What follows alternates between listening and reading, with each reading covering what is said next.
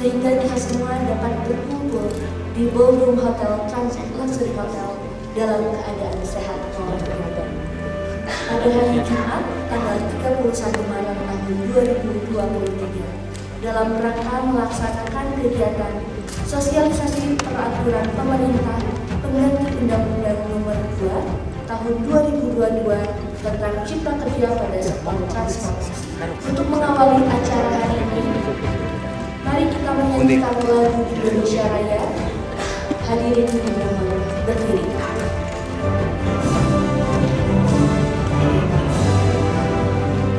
Indonesia tanah airku, tanah tumpah darahku. Di sanalah aku berdiri, jadi pandu hidupku. Indonesia kebangsaanku, bangsa dan tanah airku. Marilah kita bersatu, Indonesia bersatu. Bismillahirrahmanirrahim. Alhamdulillahirabbil alamin. Hamdan na'imin, hamdan syakirin, hamdan yuwafi ni'amahu wa yakafu nasirin. Ya Rabbana lakal hamdu kama yanbaghi li jalali wajhika wa asmi sultanik. Allahumma sholli ala sayyidina Muhammad wa ala ali sayyidina Muhammad. Ya Allah, ya Rahman, ya Rahim. Saat ini kami berkumpul dalam rangka acara sosialisasi Nomor 2 Tahun 2022 tentang Cipta Kerja di bidang pemerintah. Kami mohon kiranya acara ini selalu berada dalam ridho. Selanjutnya, laporan pelaksanaan kegiatan sosialisasi peraturan pemerintah pengganti Undang-Undang Nomor 2 Tahun 2022 tentang Cipta Kerja pada sektor transportasi oleh Ketua Penyelenggara Bapak Justinus Dana SHMSC kepada Bapak Islam. Pertama-tama, marilah kita panjatkan puja dan puji syukur kehadirat Tuhan Yang Maha Esa karena atas kelimpahan rahmat dan karunia-Nya sehingga pada hari ini kita semua masih dapat berkumpul dalam acara sosialisasi Perpu 2 tahun 2022 tentang Cipta Kerja khususnya untuk master bidang hukum. Dapat kami laporkan pula bahwa Kementerian Perhubungan telah menetapkan 5 peraturan pemerintah dan setidaknya ada 44 peraturan menteri sebagai peraturan pelaksana dari Undang-Undang Cipta Kerja. Demikian yang dapat kami laporkan pada kesempatan pada ini dengan harapan semoga kegiatan sosialisasi peraturan undang-undang ini mampu memberikan manfaat yang sebesar-besarnya dalam upaya memberikan pemahaman dan pengetahuan atas regulasi di bidang transportasi. Bapak Ibu yang kami hormati serta para peserta sosialisasi yang berbahagia, sebagaimana kita ketahui bersama bahwa pemerintah telah menetapkan Perpu Nomor 2 Tahun 2022 tertanggal 30 Desember 2022 tentang Cipta Kerja. Penetapan ini berpedoman pada peraturan perundang-undangan serta tindak lanjut pelaksanaan dari putusan Mahkamah Konstitusi. Pemerintah telah melakukan penetapan Undang-Undang Nomor 13 Tahun 2022 tentang perubahan kedua atas Undang-Undang Nomor 12 Tahun 2011 tentang pembentukan peraturan perundang-undangan.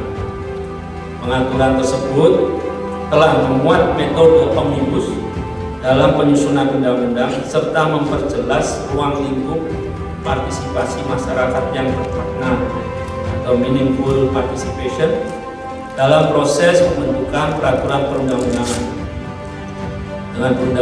Dengan perubahan tersebut, maka penggunaan metode omnibus telah memenuhi cara dan metode yang pasti, baku dan standar dalam penyusunan peraturan perundang-undangan sesuai dengan amanah putusan Mahkamah Konstitusi. Akhirnya bagi seluruh peserta, saya mengucapkan selamat mengikuti sosialisasi peraturan pemerintah pengganti Undang-Undang Nomor 2 Tahun 2022 tentang Cipta Kerja pada sektor transportasi. Dan dengan ini secara resmi saya nyatakan dibuka. Jalan-jalan ke Sukajadi, mampir mampir sebentar membeli mochi. Apa kabar Bapak Ibu sore hari ini? Izinkan saya Caca mempandu diskusi. Dengan adanya Perpu nomor 2 tahun 2022, langsung saja kita akan lihat overview dari Perpu nomor 2 tahun 2022 terkait Direktorat Perhubungan Darat kepada Bapak Endi Irawan SHMH. Waktunya 20 menit, saya persilahkan. Apa sih yang sebenarnya berubah dari pengaturan di sektor transportasi khususnya darat terkait dengan Cipta Kerja sebagaimana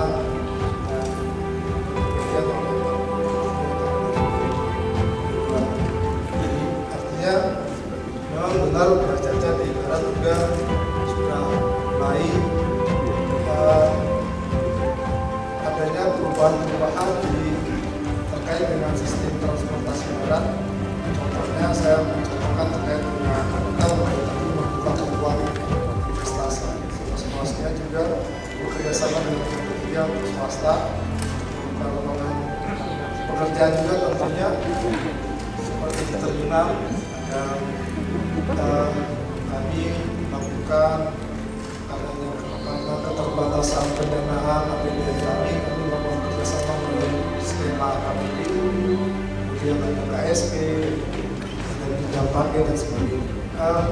Selain di terminal juga ada di Caca menunjukkan di pelaksanaan pengembangan negara dan motor ada di kenal dengan pembangunan, pengoperasian, penyediaan dan perawatan alat pengembangan sampai di penyelenggaraan sistem manajemen pengembangan dengan tersebut kami sudah melakukan juga kerjasama dengan Undang-Undang Cipta Kerja juga bahwa di setiap fasilitas terminal harus wajib menyediakan minimal 30% untuk usaha mikro kecil dan menengah.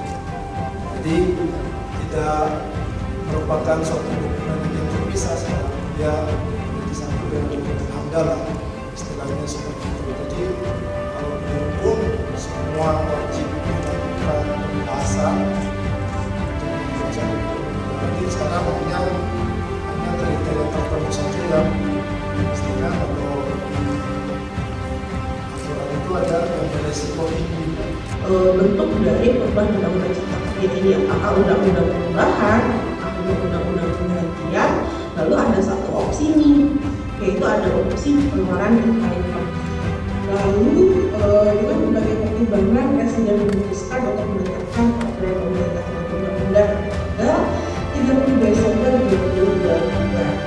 Dimintakan penyempurnaan maupun perbaikan dari sisi drafting serta teknis penulisan, karena memang dinilai bahwa kebijakan serta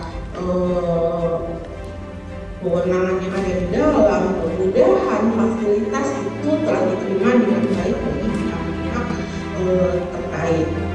Pelanggaran yang bersifat administratif itu akan digunakan sanksi administratif.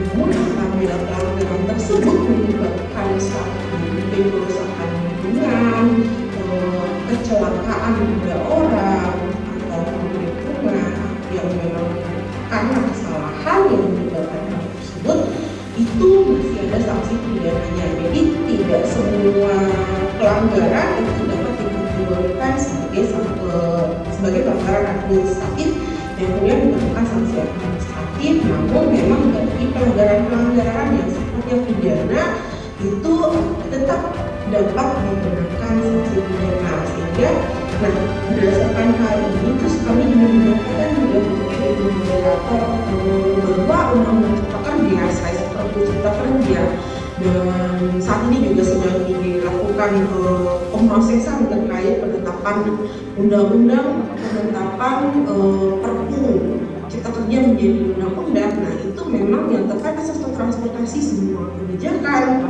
fasilitas dan kemudahan itu tidak ada perubahannya begitu. Dinamika yang terjadi di pelayaran juga terhadap perubahan-perubahan yang ada di KLI. Di Undang-Undang 17 ada sanksi-sanksi pidana yang kita hapus. Tadi sudah disebutkan dari ada merah ya.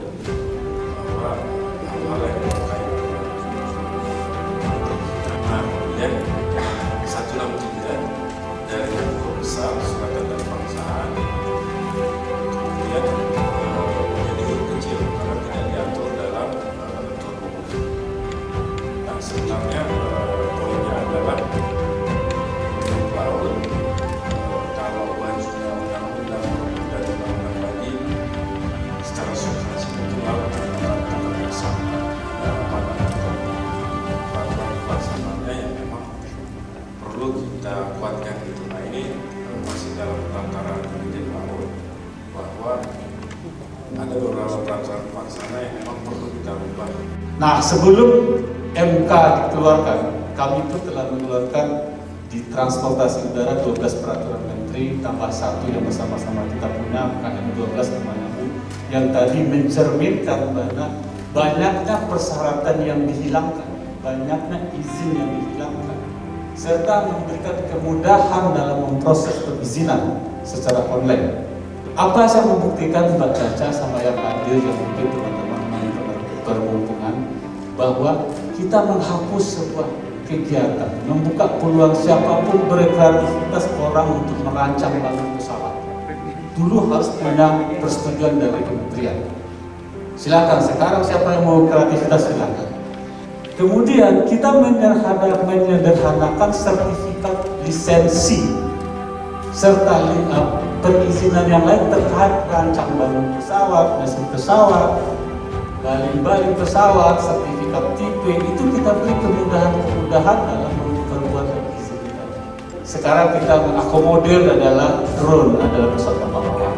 Nah, ini lagi menarik kita hari ini Bapak Ibu mungkin melihat contoh drone AM yang baru yang kemarin naik air taxi nanti pakai pesawat udara tanpa awak. Di bidang angkutan udara, apa kemudahan kami berikan adalah kalau dulu Bapak Ibu kalau bikin pesawat harus wajib memiliki 5 pesawat, 5 yang dikuasai.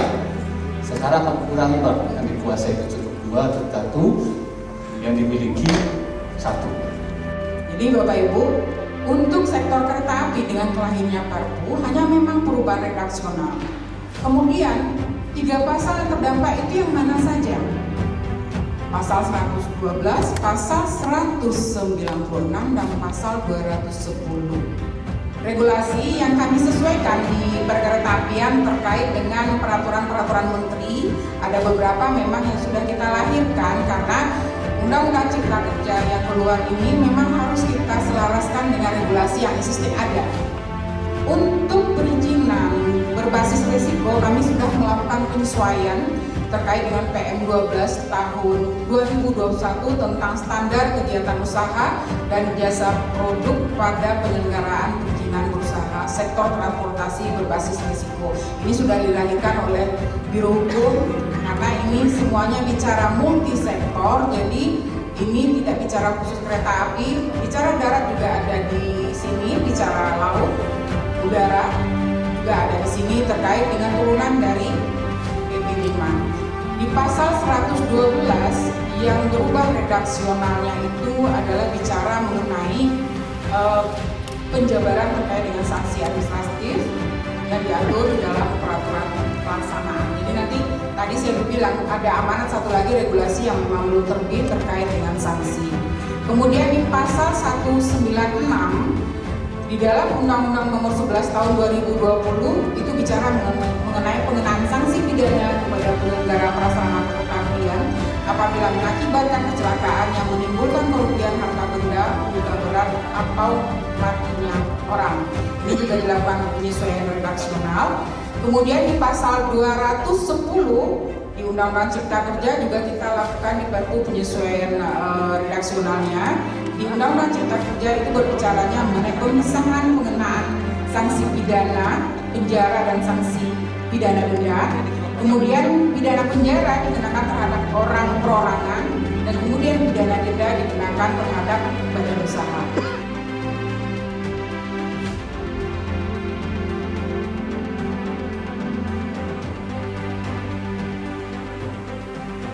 dari Undang-Undang Cipta Kerja yang kemudian ada Perpu nomor 2 tahun 2022, apa yang sudah berubah baik darat, laut, udara, bahkan perkeretaapian. Di atasnya itu ada induknya bahwa Perpu nomor 2 tahun 2022 itu terbit karena posisi kegentingan dan kebutuhan kita untuk ekonomi Indonesia itu jangan mandek, tapi berjalan, investasi masuk, dan ini menjadi kepastian hukum dan kepastian untuk para pelaku usaha. Ayo datang, ayo investasi untuk sektor perhubungan khususnya transportasi.